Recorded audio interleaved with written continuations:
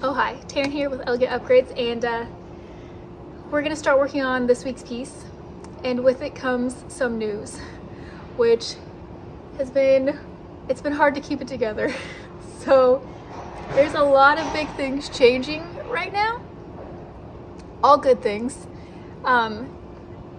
just a lot, and that's why I've been kind of missing and not as fluid as I used to be.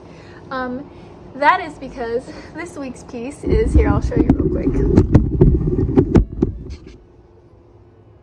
This guy. So this is a vintage baby cradle. Because we're gonna need one. So Lucas is gonna be a big brother, which is very exciting. And I'm just now far enough along where it's gonna be hard to hide things. So it's safe to tell people now, and so this is that moment. We are also moving in a few days because we need more space now, because we're gonna have two small people running around, or I guess one won't be running or doing anything of much for a while, but yes, I'm very excited. We're so happy. So anyways, yes, I've been sick, as you do, and so it's been hard for me to keep up with all the things. And yeah, so we're gonna be moving. So I don't know how everything is going to be moving forward, what that's gonna look like. I'm going to try my best to keep up on things, but like I said, for the next couple weeks, I'm sure it'll be moving, and maybe I'll do some stuff on redoing the house, and of course I will have to have furniture to fit in there. And I have some stuff, you guys know I've done the 2 chairs. Well, just kidding, I have 2 chairs. I finished one of them, which you guys saw, and the other one is still sitting here not finished because it's carved, and I'll have to make myself do that.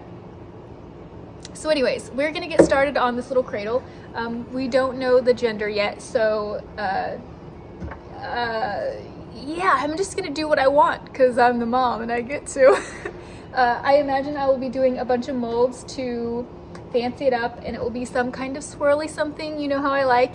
And the inside, I have to go in and pick out some fabric and get it all nice and cozy for the baby in there. For Lucas, I actually made one of the little Decoupage things for him, so I figured this would be, I'll probably do something similar for this one, and then also something for the inside of this to make it safe. Obviously you wouldn't use this once they start being mobile or moving around because it just isn't safe, but it's fine for when they're teeny tiny, and this one will be teeny tiny, so it's very exciting. Anyways, sorry, I know I rambled. We can get into this. So here we have this sweet little vintage cradle. It's made of pine, and it's pretty old, so several of the knots have come out, and there's just a few dents and dings throughout the entire thing. So I'm going to fill most of the knots, and any place that seems a little too big that I don't want to paint over. But nothing too crazy. I'm using the quick wood because it's a 2-part epoxy and it will fill the knots really well. It doesn't have a crazy dry time on it, so that's really nice. And I like it because it's very moldable, so after you get it in, if you give it a minute, you can actually just take, in this case I have a little paint scraper, and I can flush it out so that I don't have to do a ton of sanding later on. So I think that's super convenient.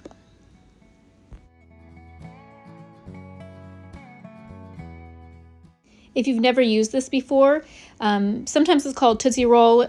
There's also a couple other brands that do this as well, but they have just an outer layer and then an inner layer. You want to cut off just the amount that you're going to need, and maybe a little bit less if you know it's going to take a while, because it does have a pretty decent dry time.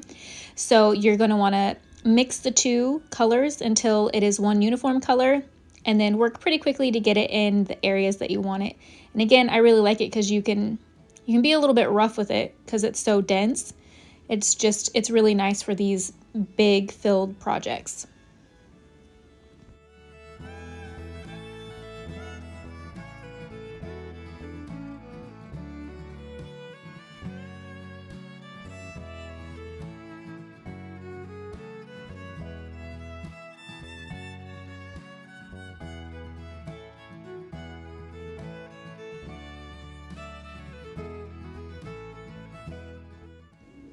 Now, because I want to fancy this up a bit, I'm going to be going in with my Amazing Casting Resin.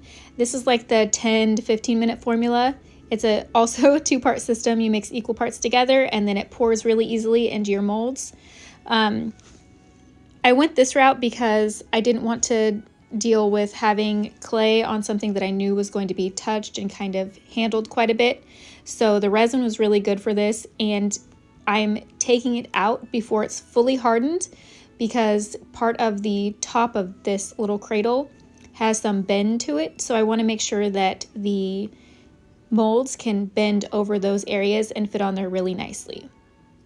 So if you happen to let your molds set up and they get fully hardened, there's a couple ways that you can go about kind of giving them a little more give. And that's just to reheat them in some way, whether you do a heat gun or maybe you have a microwave. I don't like to do that. It makes them a little bit more brittle, so I just try and, pull them before they're fully cured. So they do have quite a bit of working time, so it's not like an immediate thing, but you want to make sure that they're hardened enough to want to come out of your molds without messing up, but still, limber enough to move over the curves that you want to move over. Now, if you're putting it on a fully flat piece, it doesn't matter at all. But as I said, the top of this has a few angles on it, so I want to make sure that these go on and will curve around those angles and sit on there really nicely. And then I'm just using wood glue to attach, and then I have the blue painter's tape. I'm using that to keep them down as I go over the angles because I want to make sure that they keep the curve while the glue is drying, because they do kind of want to tend to do their own thing while they're curing up.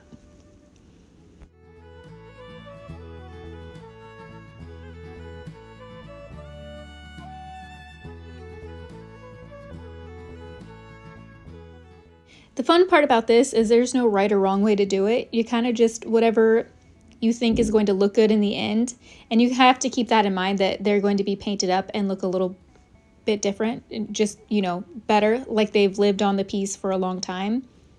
So when you first put them on, they look a little strange because you have just the wood and these stark white pieces, but know that once you get them painted, they're going to kind of just fit right in and look like they belong there. And you can add a ton of these. I think initially I had visions of grandeur and I was like, I'm just going to cover this whole thing. And then I'm like, that's not necessary. So I actually reined myself in a little. Not a lot, but just a little. So I do have to do several rounds of this, and that's okay. This is just a quick scuff sand because there was some strange, not almost adhesive. I think maybe at some point in time it may have been sticky, but it wasn't sticky here. I just wanted to smooth it out for the paint. And then I'm going to get the first coat of white on the inside. And I just work in stages. So while I'm waiting for the molds to dry, I can kind of do my first coat here and just go around. So the entire thing is getting a coat of mellow white. And then I can start removing the tape and everything once I know that the glue is dry, and then I can go over and start doing the first coat over all the areas that have molds.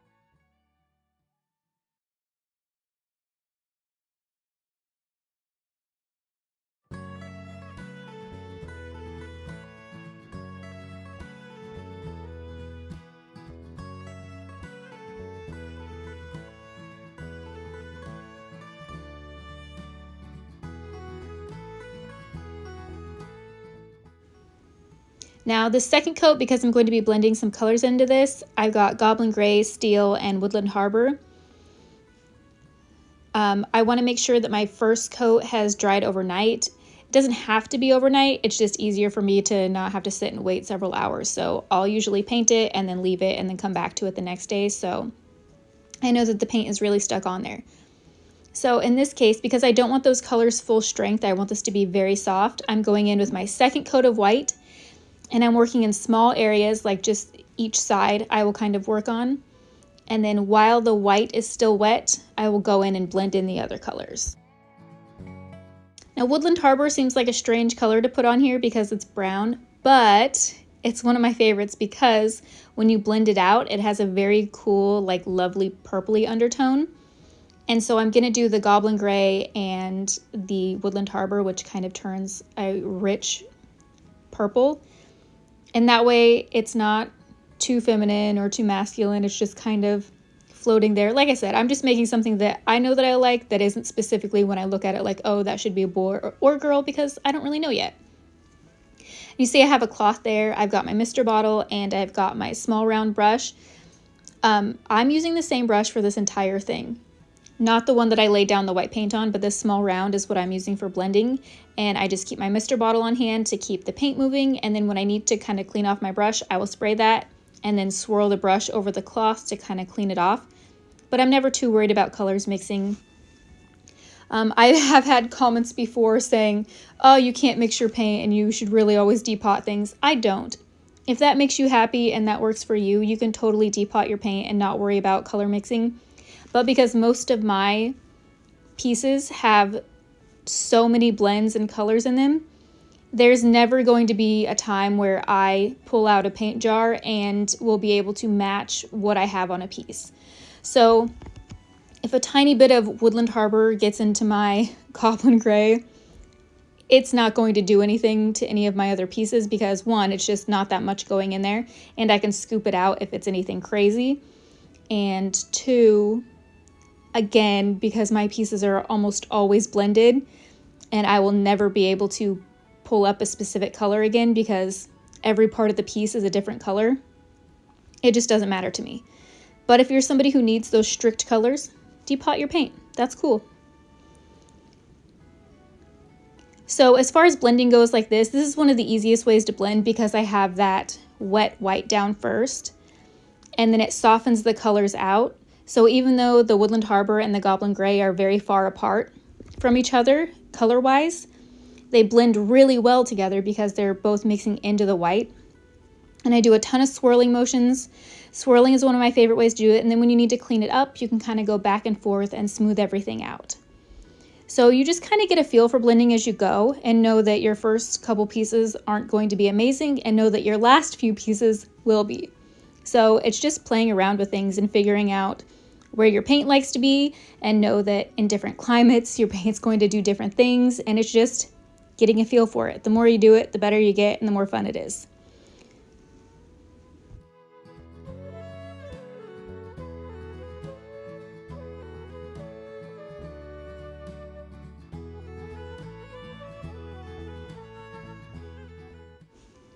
And as I'm going, all I'm doing is keeping in mind what colors hit the edges because I know that those are the colors that I'm going to want to carry around the corner when I do the next side. So if you just kind of keep that in mind, it doesn't have to be perfect, but you do want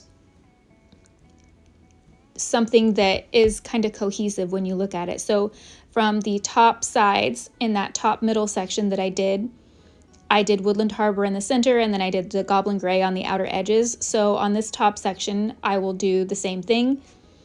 And I can bring it back down over to the front if I have to, but I try not to add in colors that are to dry paint because then it's really hard to get that blend back. So if you can just get it as close as possible, I find that that works really well for me. And then also I know that I'm going to be hitting a lot of these edges and colors with like gold gilding. So that will also help kind of hide anything that's not exactly perfect from one edge to the other.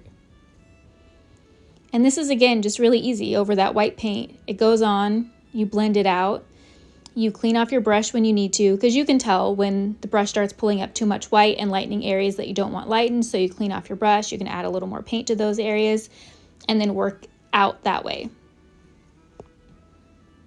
Or if you want, you can have multiple brushes.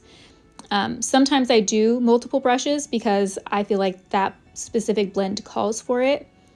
But with this one, I didn't feel like it did. So again, you kind of do what you feel suits the piece at the time.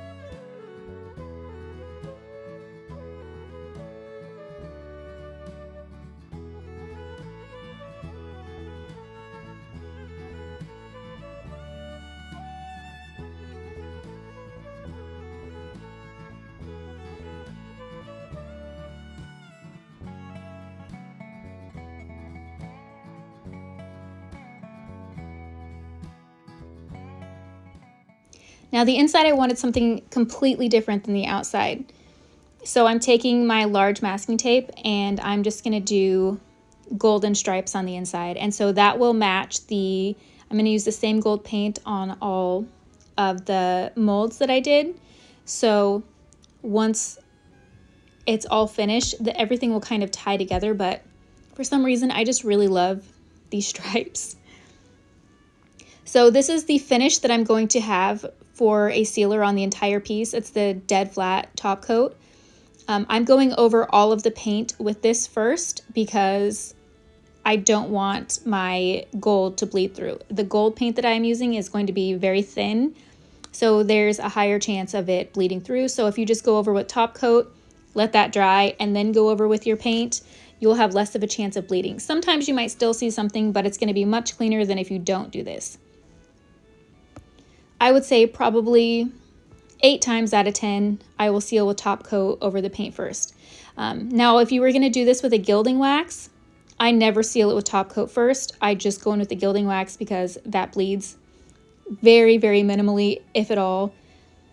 And I love gilding wax stripes because they just have like that really old, lived-in look. But for this, I decided to go the paint route, and it takes a little longer because I have to do 2 coats of it, but I think it turned out pretty good in the end.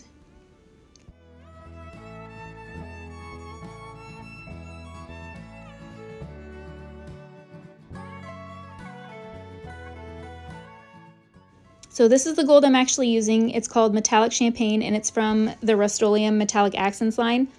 I really love this line. I think it's wonderful. This gold is very soft, and that's why I went with it, because I didn't want anything too bright. And most of my gilding waxes are quite a bit brighter than this. So this is kind of a subdued look. And like I said, it is quite a bit thinner. So I do 2 coats of this to get the opacity that I want.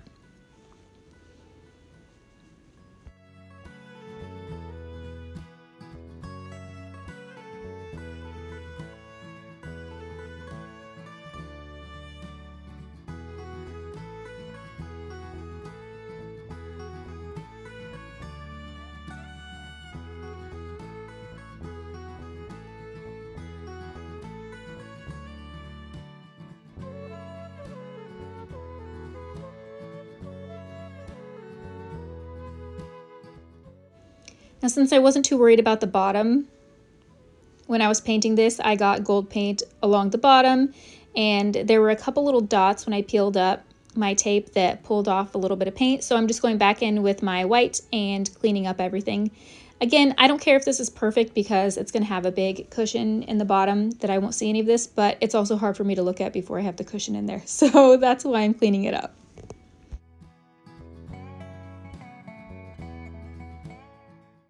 Now this back area, I knew I wanted something different, and there's just a lot going on with this thing, but it makes me really happy, so this is what we're doing.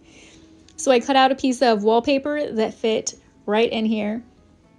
This was just a scrap piece that I had, so I didn't have a piece fully large enough to go all the way to the bottom, but that's fine. Like I said, there's going to be a large cushion in the bottom of this, so it's fully covered when everything is all put together. But I just used some of the top coat, and before I placed the wallpaper in, this wallpaper specifically has its own adhesive on the back, so as soon as you get it wet, it activates the adhesive. So I just misted it with my mister bottle and then put it on top of the wet top coat that I have in there. And this stuff will like never come off now. So I just get it on, smooth it out, and it's ready to go.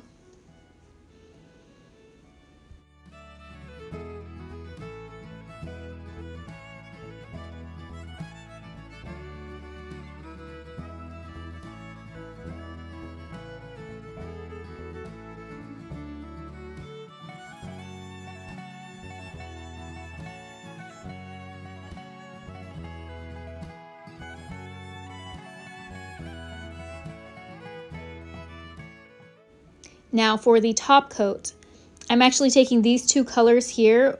One is like a steely color and the other is like a seashell color. They're both lovely, but I wanted a softer gray than what I had, and I obviously didn't want the seashell because that was too light. So I'm mixing a little bit of both of these into my top coat. So this is the flat top coat, which seems a little weird because I'm putting metallics in it, but it has the most amazing finish. So flat top coat, I have got two different shades of metallics, and I'm putting them in there, and then this is going to seal the entire piece. And it's also going to kind of tone everything together. So it'll deepen it up a little bit because I had so much white underneath and everything kind of went very, very pastel, which is lovely because it's for a baby. But I just wanted to give it a little bit of a darker finish. So I'm putting this on, kind of going over, especially in the mold, all those little areas that kind of sit down and recess. I want to make sure I kind of scrub it into those places. And then I'll go back and make really smooth, nice brush strokes when I'm finished so that it just ends really nicely instead of having all these little marks everywhere. Because anytime you use a metallic, it's going to leave brush strokes, and you just kind of know that it will. You could absolutely spray this if you wanted to do it in a sprayer. I hardly ever pull out my sprayer. It's not one of the things that I like doing. I really enjoy painting by hand, so that's usually the route that I take.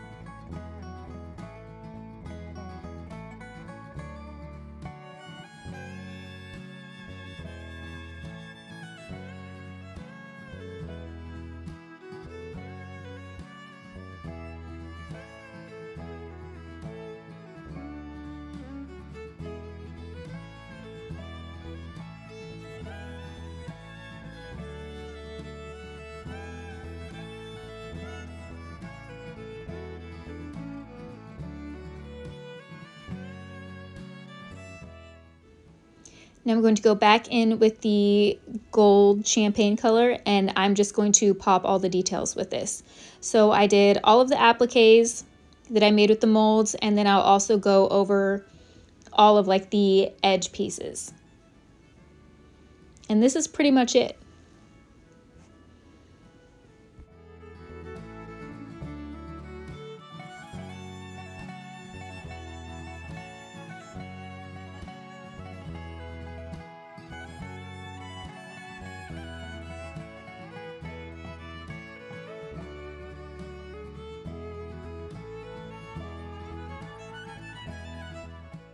Now, since this didn't come with the cushion, I went to Joann's and grabbed one of these rolls of foam, and I'm just going to cut it out.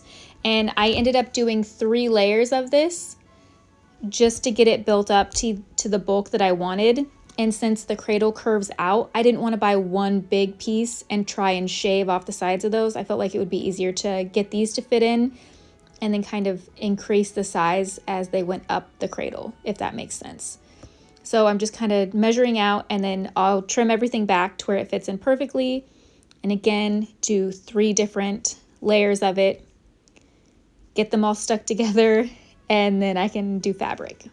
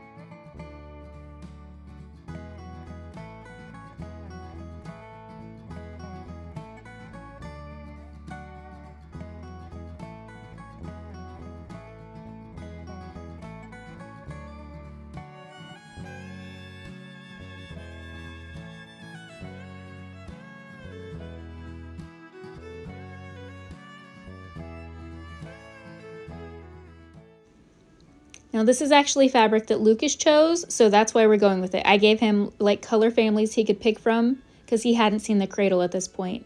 And he picked this gold floral, which is just lovely. It's so pretty. He did a really good job. So I just have to get this sewn up and it can be applied to the pad. Oh hi, Taryn here with Elegant Upgrades, and we've got our finished cradle. I think it is the prettiest thing there ever was. I also might be just a smidge partial because it's gonna have a really cute baby in it for about 5 minutes, because you know these things don't last. Obviously once it starts moving around, I can't use this anymore because it'll be very dangerous. But for 5 whole minutes, I will be able to rock a tiny baby in here, and that is very, very exciting.